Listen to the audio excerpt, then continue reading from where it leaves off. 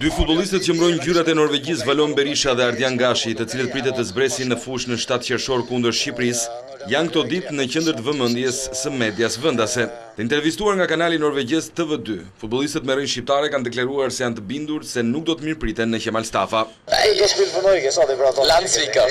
Unë u quajta tradhtar në takimin e fundit nga tifozët shqiptar, një gjë që më preokupoi shumë, por unë jam profesionist dhe nuk do të mendohem dy herë nëse do të kem rast për të shënuar. Unë luaj për Norvegjinë. Nga ana tjetër, Ardian Gashi ka deklaruar se do të ndihet keq kur të luajë përballë vendit nga ka origjinën. Të dhem shumë, por si një futbollist profesionist, kur vesh fanellën e kombëtarës së Norvegjisë, ndjej një lloj krenarie. Ardian Gashi, i cili luan për suedezët e Helsingborg, rikthehet pas shumë kohësh me kombëtaren, ndërsa nuk ishte i pranishëm në sfidën e Oslos. Ndërkohë 20 vjeçari Valon Berisha i Salzburg numëron 9 grumbullime me kombëtaren dhe cilësohet si një talent në futbollin norvegjez.